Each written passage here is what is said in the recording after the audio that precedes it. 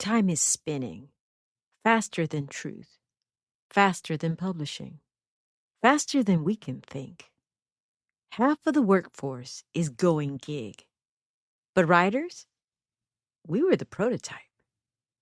Now AI wants in. The rules are changing, and the question isn't, can you write? It's, can you survive the revolution?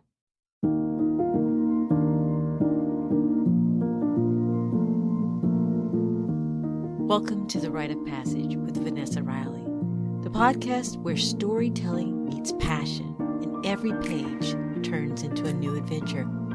I'm your host, Vanessa Riley, and together we'll dive deep into untold histories, reflect on current events through a historical lens, share behind-the-scenes writing insights, and explore the ups and downs of the author's journey. From rich historical novels to unforgettable characters to pop culture's intrusion on the written word, hey, we're going to explore it all. So grab your pen, your notebook, and let's begin our journey through the written word.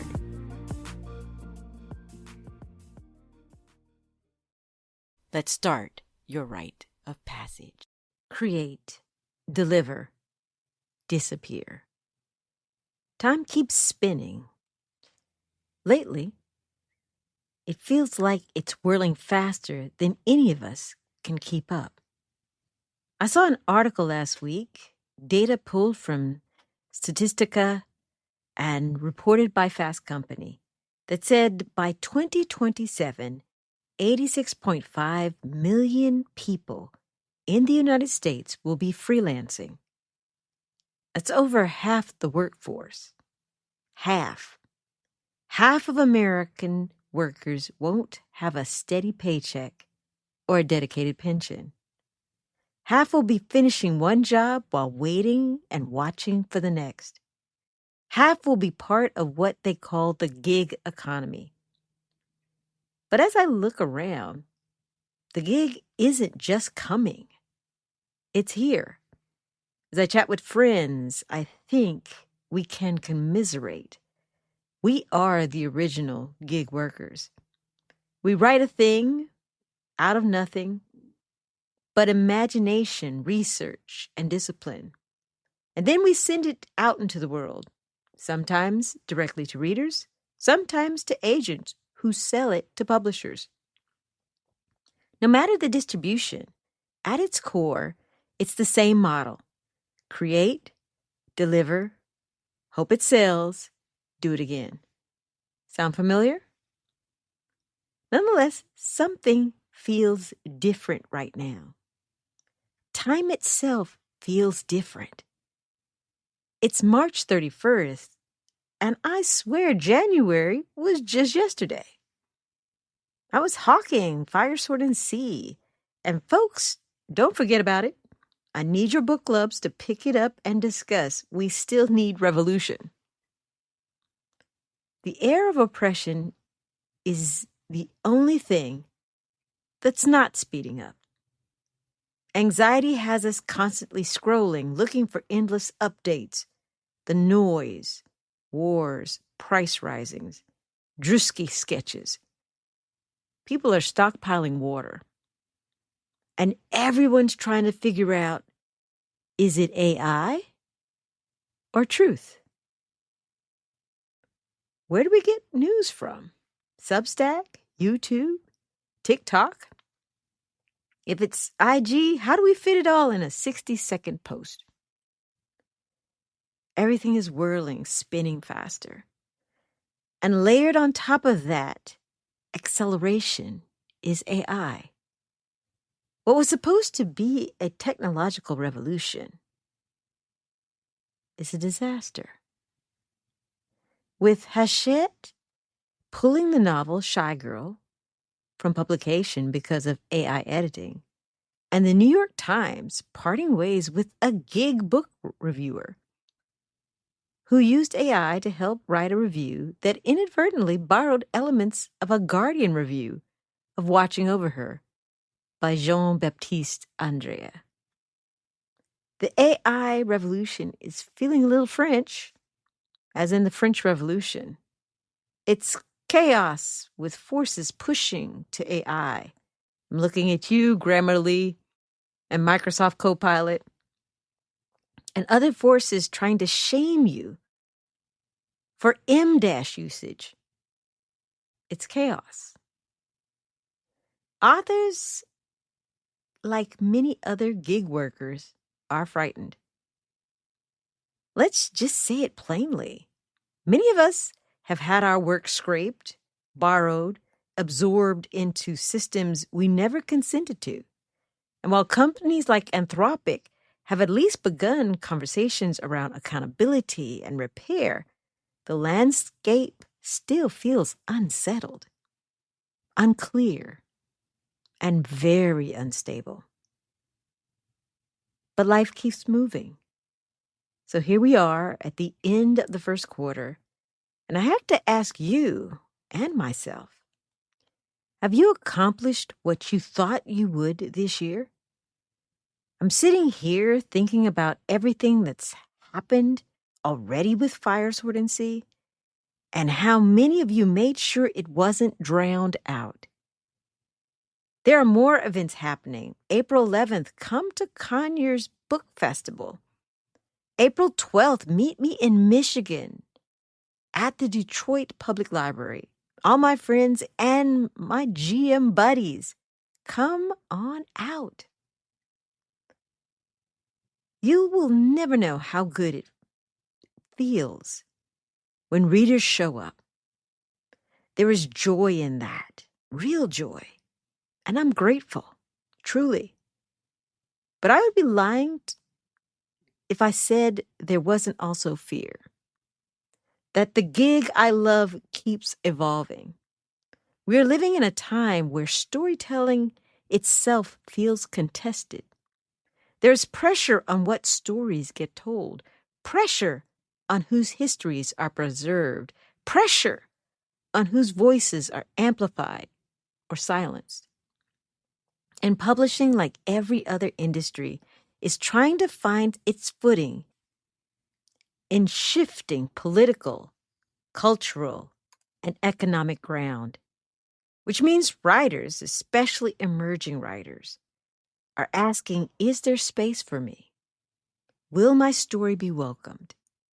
Or will it be turned away before it ever has a chance to live? I think a lot about the next generation. Are they being nourished? Are they being encouraged?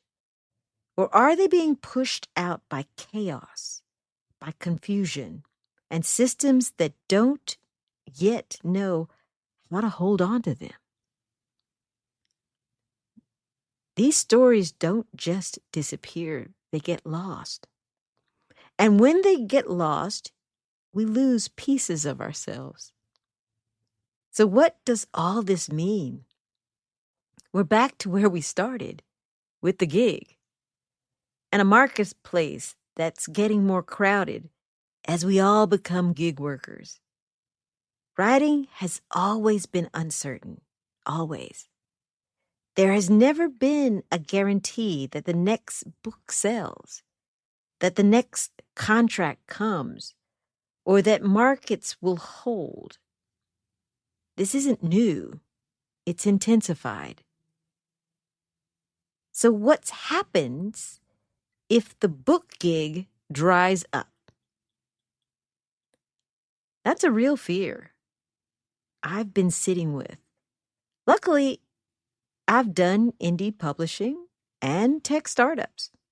I know what it means to build something from nothing and to pivot.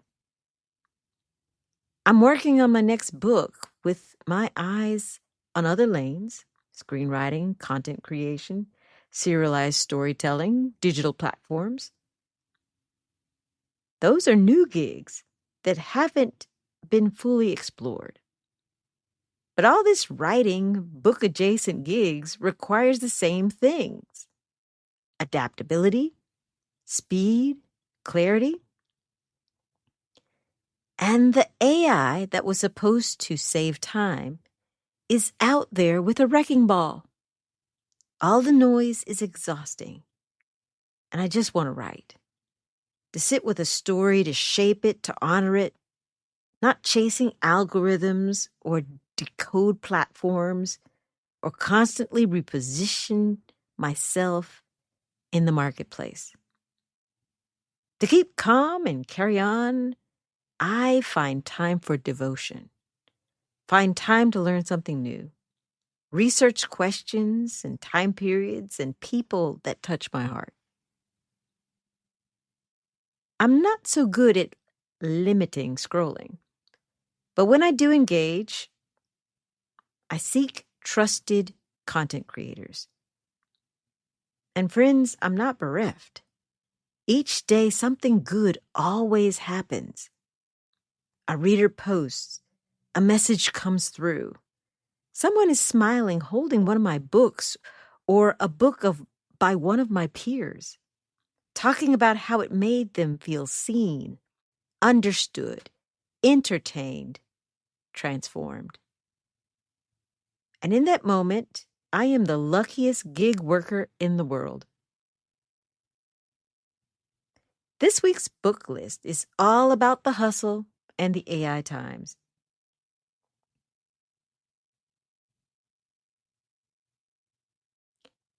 Gagged by Sarah Kessler. A clear look at what gig work actually means. Freedom versus instability. Sister Outsider by Audre Lorde. Why voice, truth, and storytelling are always political. One and Done by Frederick Smith. One prime target for gig work, a consultant, and a university administrator try to find that forever thing, but might end up one and done. And some pre-orders. Writer in Residence by Rhonda McKnight. A blocked writer retreats to the Low Country to reclaim her voice and rewrite her future. A Deal at Dawn by Vanessa Riley is coming June 31st, 2026. The Duke of Torrance and Lady Hampton have to find new spouses, and definitely not each other. Not again. Consider purchasing these books plus Fire, Sword, and Sea from Baldwin Books or from one of my partners in the fight, bookstores large and small, who are in the trenches with me. You can find my notes on Substack or my website, vanessariley.com, under the podcast link in the About tab. Enjoying these essays? Go ahead, like this episode, share, and subscribe. Hey, leave a comment to Rite of Passage so you never miss a moment. It's time to get ready to write the next book. I'd love to take you behind the scenes, and maybe you'll write one too. Keep listening. Thank you for being here. I want you to come again. This is Vanessa Riley.